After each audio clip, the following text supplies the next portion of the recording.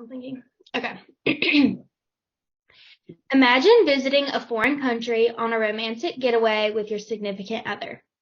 Now, imagine sharing a heated moment with your significant other and immediately being handcuffed. However, this is not by your partner, but by the police of the foreign country you are visiting. A Japanese duo was arrested for doing just that recently while they were visiting Dubai. The couple was convicted of having sex out of wedlock. The couple entered a guilty plea and were given a 1-month suspended jail term for having sex inside a car that they parked near a beach. In addition to this, the couple was deported for their conduct.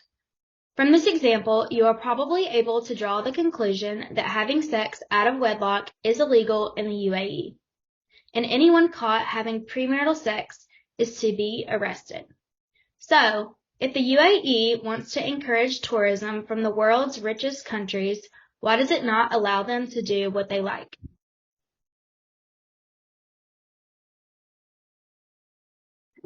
Unmarried sex is not the only legal distinction that makes the UAE's culture, norms, and legalities different from that of other countries.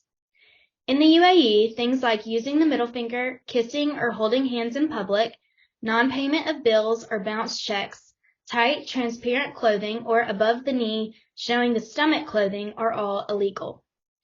Chatting up women, taking photos of people without their direct consent are also illegal.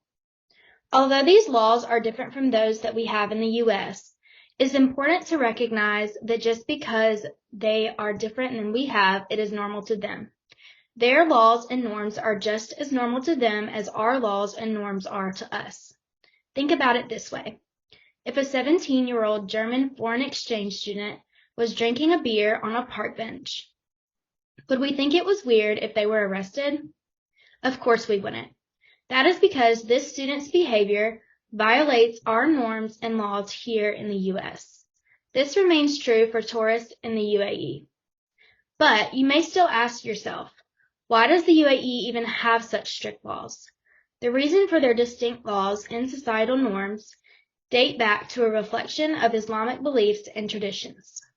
Although Emirates and Dubai, specifically, are more flexible and secular than other residents of the UAE, the people of Dubai still do not want their norms completely violated.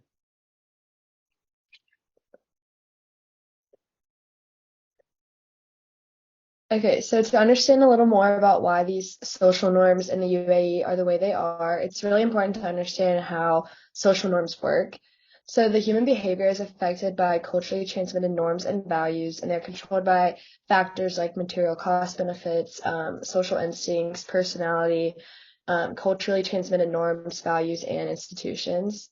A social norm is basically a behavior that one is expected to follow and expects others to follow in a given situation. There are certain norms that are internalized, and this is because the society's values are transmitted through the internalization of norms. You can go to the next slide. So, presence of both costs and benefits of norm internalization suggests that human ability to internalize norms has been subject to natural sexual and social selection for as long as human culture has been in existence. And following norms is the feature of our social psychology, whereas the content of norms of a given society are largely cultural.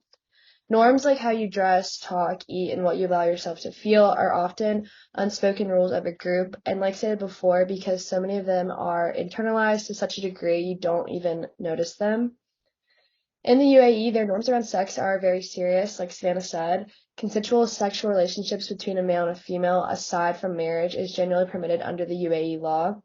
And individuals convicted of sex crimes may face a prison sentence and or deportation if they are a non-UAE citizen.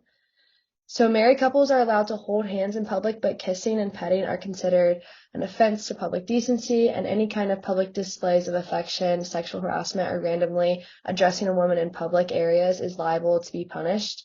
And yes, some of these UAE social norms seem very strict. However, there are other Muslim countries like Saudi Arabia that have even stricter norms.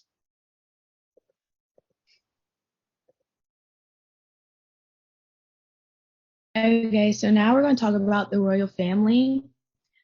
The House of Al Maktoum is the current royal family and has been around for nearly 200 years.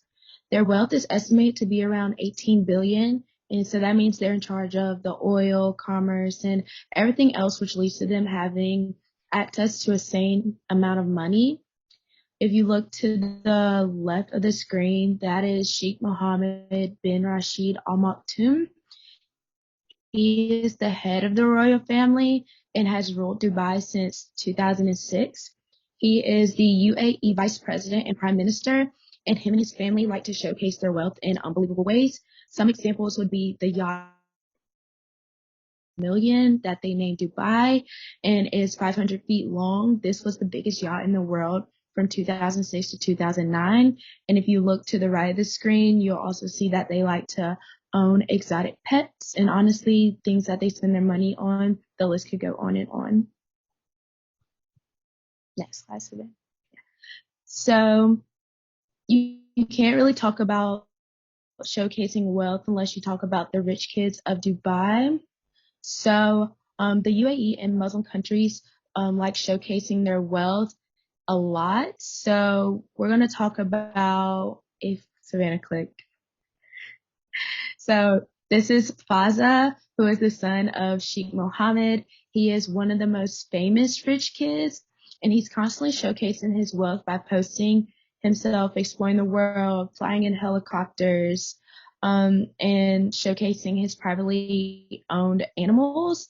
Just like in the previous slide, that was him with his lion, and now this is a picture with his single camel that he paid $2.7 million for.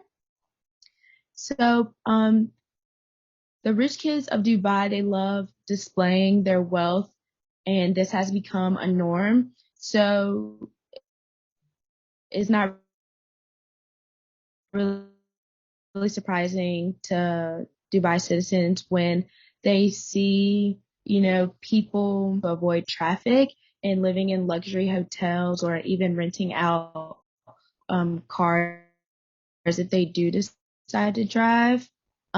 But usually there's a saying that says if you're rich, there's rich and then there's Dubai rich. And the saying fits pretty well since there are over 200,000 millionaires in Dubai. And this is because they have tax-free living, which helps them sustain and grow their wealth. However, while this is a social norm in the UAE, showcasing your wealth is frowned upon in the Western world because they are Calvinistic and they don't believe in flaunting their money directly. Their intentions aren't to attract attention because of their wealth. I guess you could say they would prefer to keep their heads down and lay low from all the attention. But all of these different norms that the UAE has came from their past and all their history. You can click Samantha. So the combination of immense wealth and flaunting success with strict social norms and public affection creates an odd social atmosphere in the UAE. This interesting combination came to be as a result of the nation's history. The UAE was under British control until 1971, right around the time of oil discovery in the nation. And as we all know, oil creates immense wealth. So the British, even though they ceded control over the nation, still kept a large economic presence in the area, and they actually still have their own port. The initial riches of the UAE are mainly thanks to the Japanese, however, who bought significant amounts of oil early on in the nation's history, jump-starting its economy. And from its beginning, the UAE had lots of foreign influence, impacting its economy and the way of life of its people. And now I'm going to discuss how this jump-started economy blends with strict Muslim social norms. So the UAE is home to the Middle East's largest and busiest port, Jebel Ali. The port, and much of Dubai, has unrestricted trading and business zones, which allows for foreign investors as well as tax breaks. The city is a central hub of commerce with a global presence and streamlined bureaucracy. This efficient economic model has caused much foreign influence and has caused the country to modernize very quickly. In addition, the oil in Abu Dhabi plays an enormous role in the nation's economy. However, the strict Islamic norms put in place by the government do not coincide with the Calvinistic approach of many foreign European investors who continue to impact the nation. Next slide. Furthermore, the UAE has a large labor shortage, bringing in workers from nations across the globe. This continues to impact the influx of foreign ideals and customs, which keeps butting heads with the Islamic tradition that has been present for so long. So what is normal to a UAE citizen may not be normal to a fresh off the boat laborer from a foreign country. And this has created a large problem and a kind of a paradox within the nation.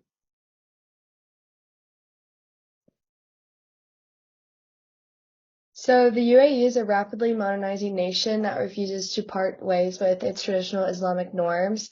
So this is why for the UAE, showing any kind of public affection is illegal. And for us, that seems a little weird because it's very common to see couples hand holding, kissing, and hugging in public. But for the UAE, it's just culturally wrong. And so it's not a surprise that the couple that Savannah was mentioning earlier was arrested for having sex in the UAE because the UAE expects all citizens and tourists to follow their norms.